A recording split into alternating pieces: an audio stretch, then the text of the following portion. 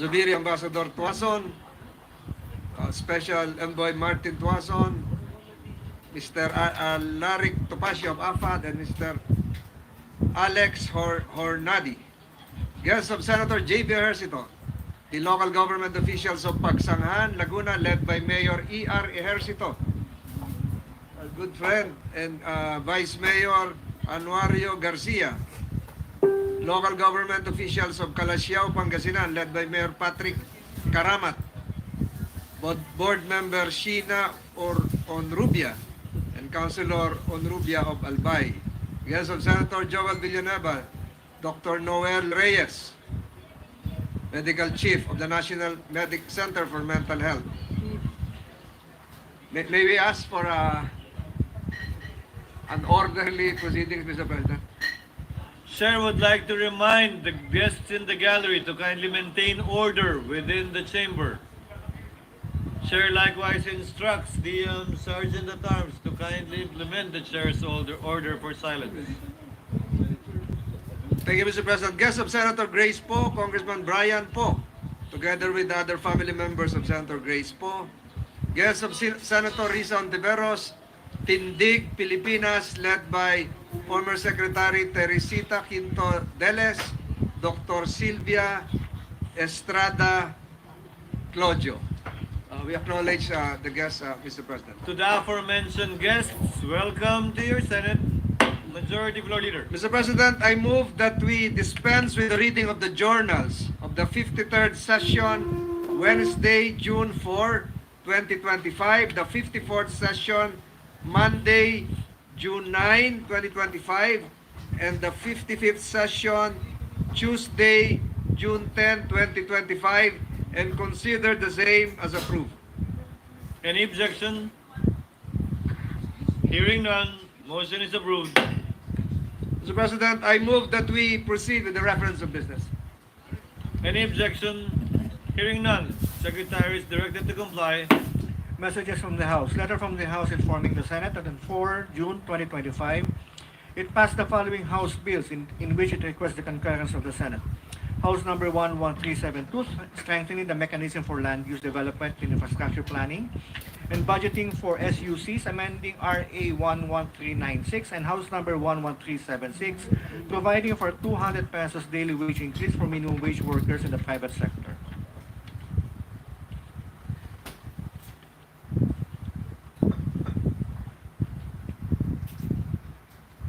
The Committee on Rules.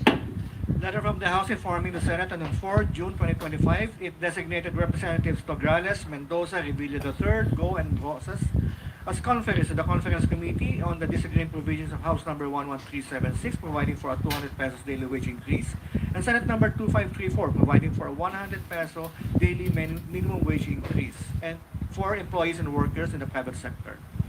The Committee on Rules. Letter from the House informing the Senate that on June 9 and 10, 2025, it passed the following House bills in which it requests the concurrence of the Senate. House number 11421, strengthening the protection of the Las Piñas, Parañaque Wetland Park. House number 10987, prohibiting all forms of offshore gaming operations in the country. House number 11358, providing for comprehensive fiscal autonomy for the judiciary. 11461, providing for the establishment of Muslim cemeteries in cities and municipalities with significant number of Muslim population.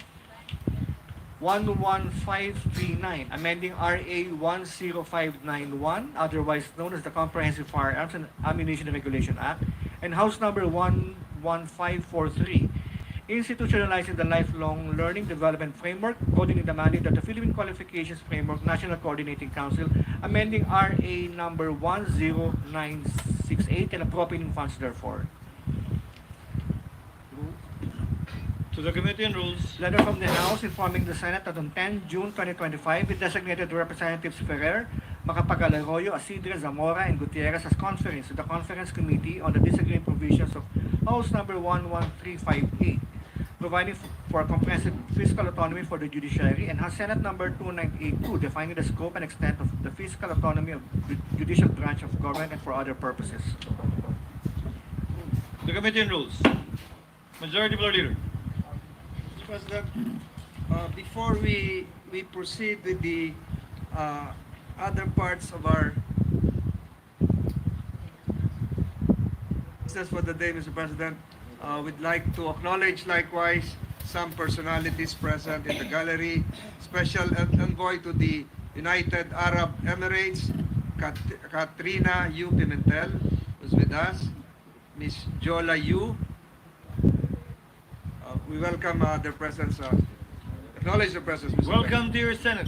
Mr. President, before we proceed with the other items in our agenda today, this representation would like to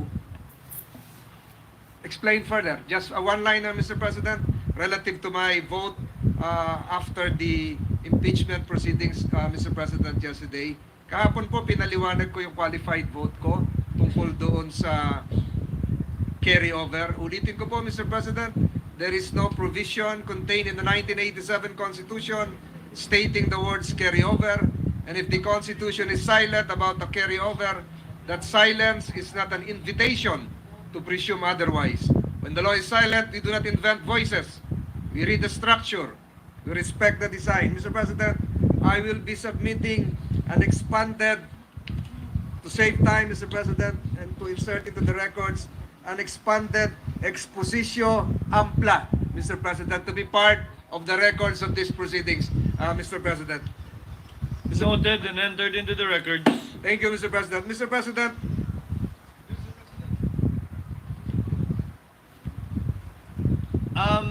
What is the pleasure of the minority floor leader? I think the majority leader wants to revive the debates of yesterday. I'm sorry.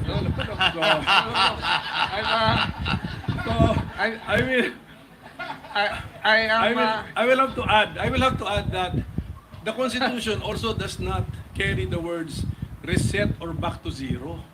So at the end of it, I'm just teasing. Can the we majority leave it leader. at that? Can we leave it at that, please? Majority floor leader. yes, I thought the minority leader would be asking as to the meaning of expositio ampla. It means an expanded explanation, Mr. President, in Latin, Mr. President. Mr. President, we are in receipt of the report, the Conference Committee report on the disagreeing provisions of Senate Bill number 2982 and House Bill 11358, the bills on the Judiciary, Fiscal Autonomy Act.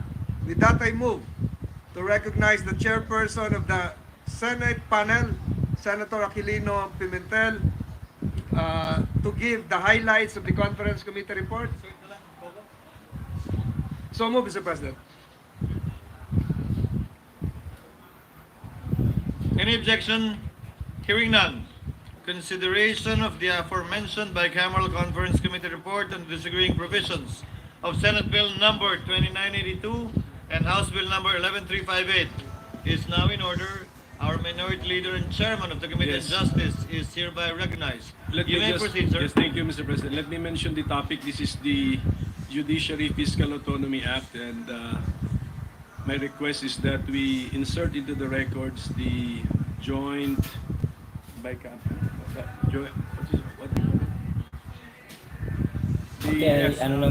we insert into the records the bicameral conference committee report Ron? which harmonizes the Okay, ano ng music kay provisions of nag-live ko kay Senate mga ano ko diyo. 2982 and House Bill number 11358 upon its ratification by the body. But just additional information, we just cleaned up the bill, Mr. President. We deleted some redundancy in the bill, Mr. President. So thank you. That's all, Mr. President. Majority floor leader. Mr. President, there is a motion here for the approval and ratification of the Conference Committee report on the disagreeing provisions of Senate Bill number 2982 and House Bill 11358. And let the text of the explanation be deemed spread into the records of this chamber. So move, Mr. President. Any objection? Hearing none, the Conference Committee report on the disagreeing provisions of Senate Bill number 2982 and House Bill number 11358 is hereby approved and ratified. Congratulations. Majority Leader. Mr. President, we are in receipt of the Conference Committee report on the disagreeing provisions of Senate Bill number 2821 and House Bill number 6571 on the Accelerated and Reform Right-of-Way Act. With that, I move to recognize the chairperson of the Senate panel, Senator Mark Villar, to give highlights of the Conference Committee report. And so move, Mr. President. Consideration of the Conference Committee report is hereby is now in order, and the honorable sponsor and chairman of the sponsoring committee, Senator Villar, is recognized. You may proceed, sir. Mr. President, dear colleagues, good afternoon to all of you.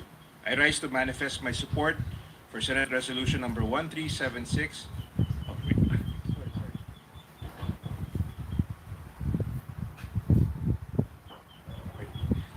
Mr. President, again, take two.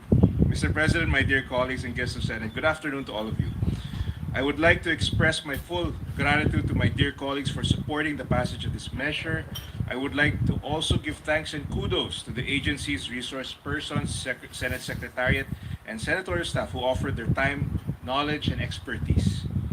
Mr. President, personal ko po naranasan ang mga problema sa right-of-way acquisition bilang dating secretary ng Department of Public Works and Highways. It was a recurring problem for infra projects which eventually caused delays in its accomplishment, resulting in economic costs to the government. During my tenure, we had to issue multiple department orders to facilitate efficient processes of right-of-way acquisitions for various high-impact infrastructure projects. Our fellow Filipinos are also affected with these issues as we failed to deliver infrastructure projects timely, projects that could have been utilized for the efficiency of their day-to-day lives. Marami pong projects ang hindi natapos sa target date dahil sa hindi maresolba na delays sa right-of-way. Moreover, compensation issues with private property owners also occurred during the inefficient right-of-way process. Given these issues, we are glad to have the current Right-of-Way Act amended. The ARO introduced important changes to the current law in order to make it responsive to the dynamic changes in the infrastructure landscape.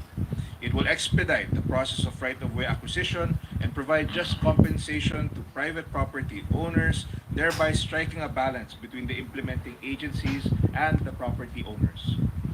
Before I end, I would like to thank our dear colleagues who contributed to the crafting of this bill, our Senate President, Chis Escudero, who actively lobbied for the bill, and Senator Bong Revilla for his co-sponsorship of ARO. I would also like to thank our counterpart from the House of Representatives, led by Congressman Romeo Momo Jr. for their support and contribution to this bill. Mr. President, after having met and fully discussed the matter in a conference with the permission of the body, I move that the joint explanatory statement of the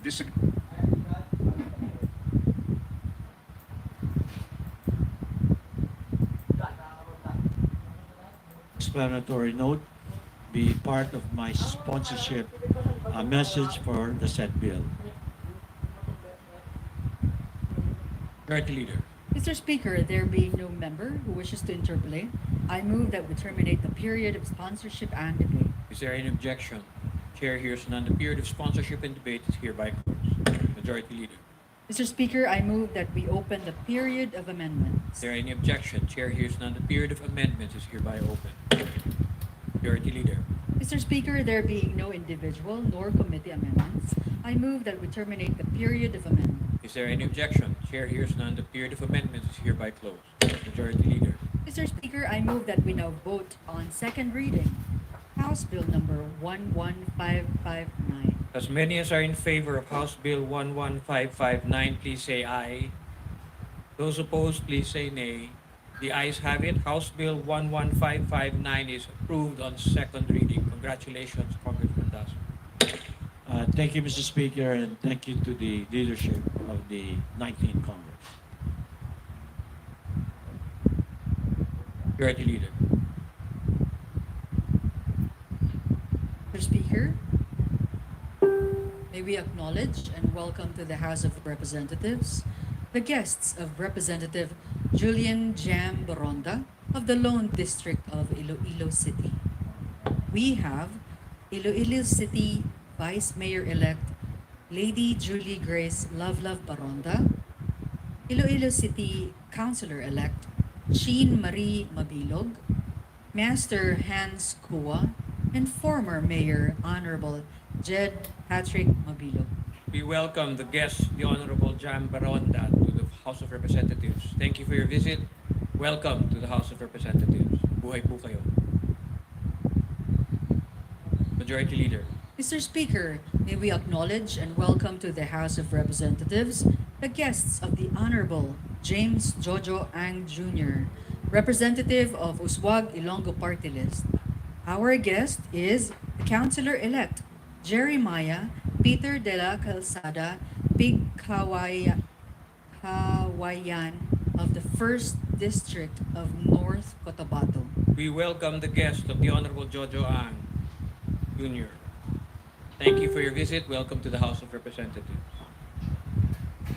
Majority Leader. Mr. Speaker, may we acknowledge and welcome to the House of Representatives the guests of Representative Raman Alonto Adyong of the 1st District of Lanao del Sur. Our guests are Dr.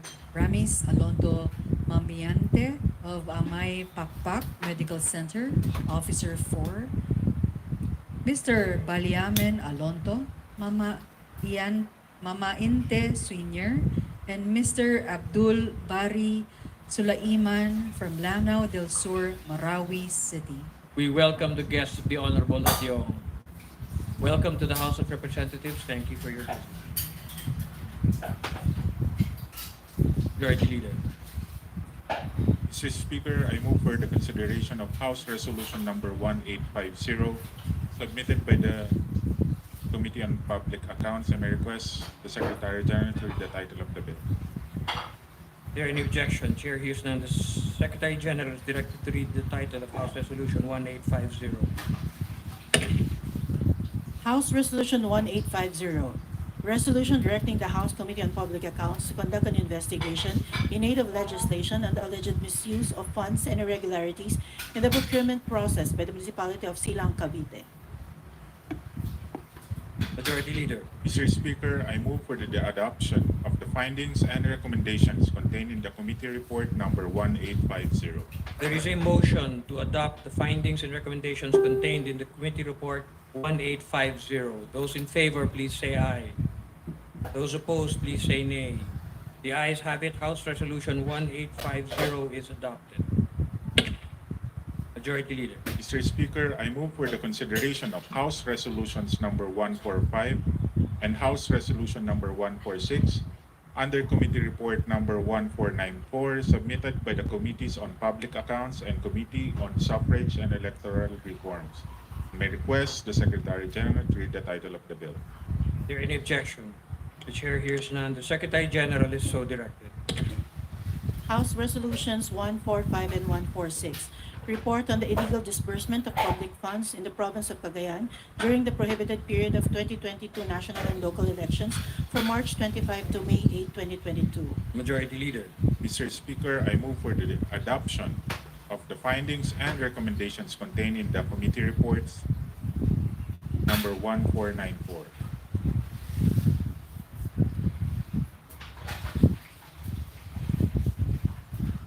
The committee report 1494. Mr. Is there any objection to the... There is a motion to adopt the findings and recommendations contained in the committee report 1494. Those in favor, please say aye. Those opposed, please say nay. The ayes have it. House Committee Report 1494 is adopted. Majority Leader. Mr. Speaker, I move for the consideration of House Resolution number 2102 as contained in Committee Report number 1499 submitted by the Committee on Public Accounts and may request the Secretary General to read the title of the said committee report. Is there any objection? Chair hears none. The Secretary General is so directed. House Resolution 2102 on the alleged misuse of public funds and irregularities in the operations of the Office of the Mayor and Vice Mayor of the Municipality of Mataas, Nakahoy, Batangas under Mayor Janet Ilagan and Vice Mayor J. Manalo Ilagan. Majority Leader. Mr. Speaker, and will assign representatives to monitor the actual denaturing process. There is a To my motion fellow to country, adopt the findings and recommendations contained in the committee report 1499. Those in favor, please say aye. Those opposed, please say nay. The ayes have it. Committee report 1499 is hereby adopted. Mr. Speaker, I move for the consideration on Committee Report Number 1502 submitted by the Committee on Public Accounts and may request the Secretary General to read the title of the said committee report. Is there any objection? Chair hears none. The Secretary General is directed to read the said committee report. Committee Report 1502, Report on the Privilege Speech Number 460 delivered in plenary on January 27, 2025 by Representative Lior Alonta Adyong. Majority Leader. Mr. Speaker, I move for the adoption of the findings and recommendations contained in the Committee Report Number 1502. There is a motion to adopt the findings and recommendations contained in Committee Report 1502. Those in favor, please say aye. Those opposed, please say nay. The ayes have it. The findings and recommendations contained in the Committee Report 1502 are hereby adopted. Majority Leader. Mr. Speaker, I move for the consideration of House Resolution Number 2148 under Committee Report 1509 submitted by the Committee on Public Accounts and may request the Secretary General to read the title of the said committee report. Is there any objection? Chair hears none. The Secretary General is so directed. House Resolution 2148, resolution directing the Committee on Public Accounts and other appropriate committees of the House of Representatives to conduct an inquiry in aid of legislation into the alleged misuse of public funds and properties and irregularities in the operations of the Office of the Mayor and Vice Mayor of the Municipality of Bawan, Batangas under Mayor Ryan M. Dolor. Majority Leader. Mr. Speaker, I move for the adoption of the findings and recommendations contained in the Committee Report Number 1509. There is a motion to adopt the findings and recommendations contained in the Committee Report 1509. Those in favor, please say aye. Those opposed, please say nay. The ayes have it. The findings and recommendations contained in the Committee Report 1509 are hereby adopted. Majority Leader. Mr. Speaker, I move that we suspend session for a few minutes. Session suspended.